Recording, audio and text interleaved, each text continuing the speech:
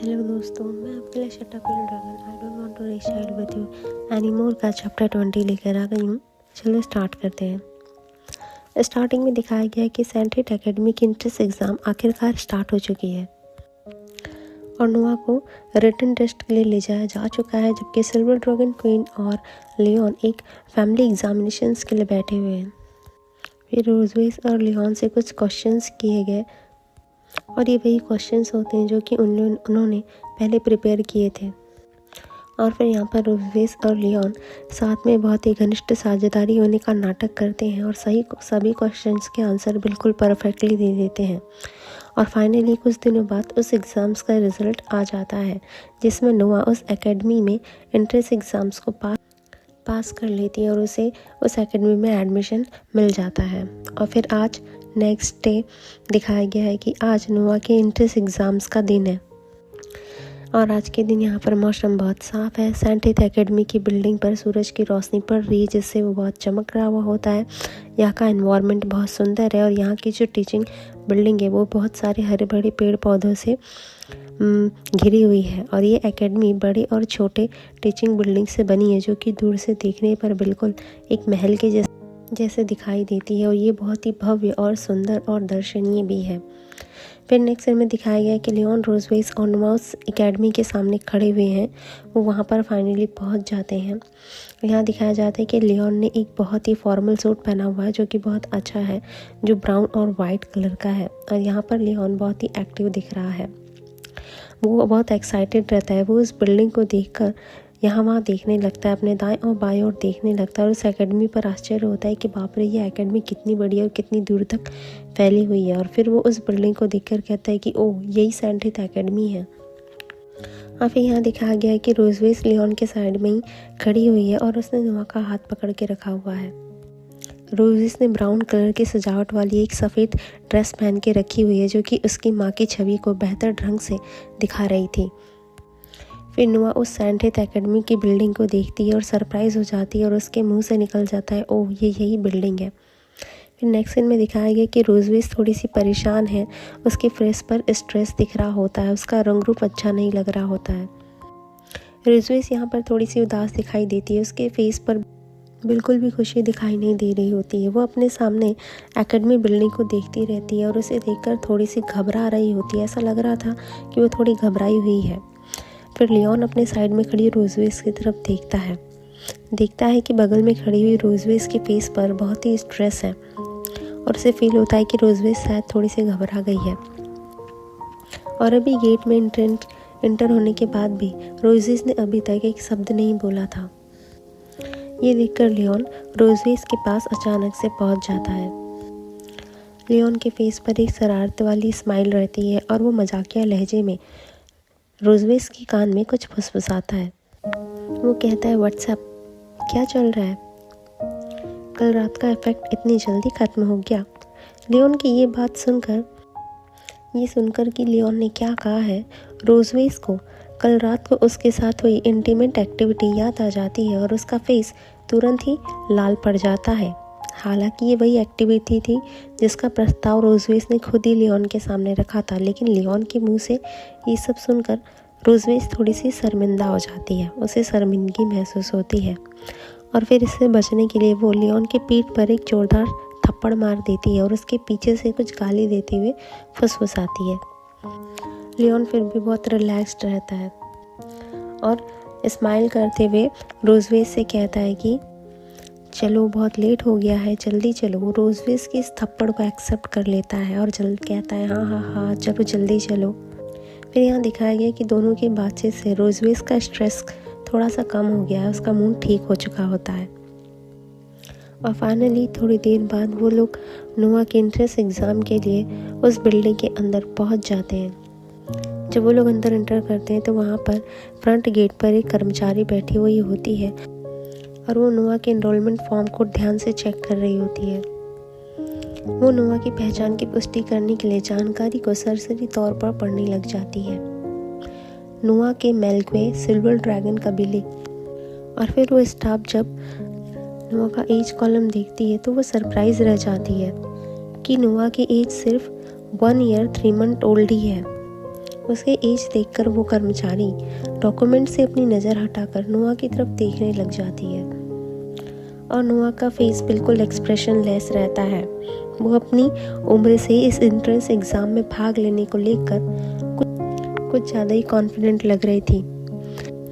फिर लियोन उस स्टाफ की तरफ देखता है और उस स्टाफ की प्रतिक्रिया को देखकर उससे कुछ असमंजस के साथ पूछने लग जाता है, क्या हुआ, क्या इसमें कुछ गड़बड़ है? फिर यहाँ पर वो स्टाफ को लगता है कि लियोन कुछ गलत समझ सकता है, इसलिए वो स्माइल करते हुए आंसर करती है कि नहीं सर, मैं बस थोड़ी सी हैरान हूँ।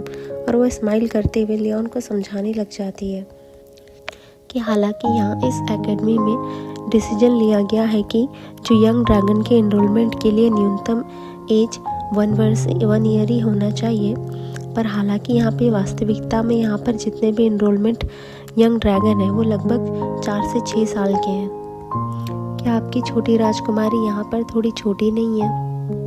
वो स्टाफ इस बात से थोड़ी सी टेंशन में लग रही थी कि नोआ के लिए उसकी यहाँ पर वर्तमान एज में स्कूल में जाना उचित नहीं होगा। फिर नेक्स्ट सीन में दिखाया गया कि उसके साइड में खड़ी रोजवेज स्टाफ के संदेह से थोड़ी सी नाखुश दिख रही थी। रोजवेज को शायद लग रहा था कि यहाँ पर जो कर्मचारी है उनको नोआ की योग्यता पर डाउट है। फिर यहाँ पर रोजवेज सीरियसली आगे बढ़ती है, उसका एक हाथ नोआ के कंधे पर रहता है और फिर रोजवेज आंसर करती है कि नोआ बहुत होशियार है और उसकी एज की यहाँ पर कोई प्रॉब्लम नहीं होनी चाहिए। फिर वो स्टाफ उससे कहता है कि हम आपके विचारों का सम्मान करते हैं और रोजवेज की बात सुनने के बाद वो कर्मचारी इस बात को आगे नहीं बढ़ाती है और उसने साइड में स्थित कार्यालय भवन के प्रवेश द्वार की ओर अपना हाथ बढ़ाते हुए कहती है कि आपको कुछ समय के बाद इस ओर जाना होगा। मैं समझ गई, तो कृपया आप अंदर जाइए। बाद में जो विशेष कर्मचारी है उसे रिटन एग्ज़ाम के लिए यहाँ पर ले जाएंगे और फिर साथ में आने वाले उनके पेरेंट्स को उनके घर का इवैल्यूएशन करने के लिए उन्हें 4th फ्लोर पर जाना होगा। फिर अदर स्टाफ के गाइडेंस से नोआ अपने रिटन एग्ज़ाम के लिए एग्ज़ाम हॉल में चली जाती है, जबकि लियोन और रोजवेज इस स्टाफ के साथ 4th फ्लोर पर जा चुके होते हैं। मीटिंग रूम में पहुंचने के बाद ऑफिस असिस्टेंट ने उन्हें सोफे पर बैठने के लिए कहा और उनके सामने 2 कप चाय रख दी। यहाँ पर दिखाया गया कि रोजवेज और लियोन के सामने 3 एग्जामिनर्स बैठे हैं जो कि आज के फैमिली इवैल्यूएशन के लिए जिम्मेदार होंगे। यहाँ दिखाया गया है कि रोजवेज लियोन का हाथ पकड़ लेती है और स्माइल करते हुए उनकी तरफ देखते रहती है। फिर लियोन रोजवेज की तरफ देखता है। रोजवेज ने लियोन का हाथ पकड़ा और धीमी आवाज़ में उससे कहती है कि तुम्हारे एक्सपीरियंस के आधार पर क्या तुम्हें लगता है कि इन तीनों से निपटना ईजी होगा? फिर वो ऑफिस असिस्टेंट कुछ सामान देने लगती है और कुछ थोड़ी सी जानकारी उस 3 एग्जामिनर्स को भी दे देती है और वो एग्जामिनर्स उस ऑफिस असिस्टेंट के हाथ से वो सामान ले लेते हैं।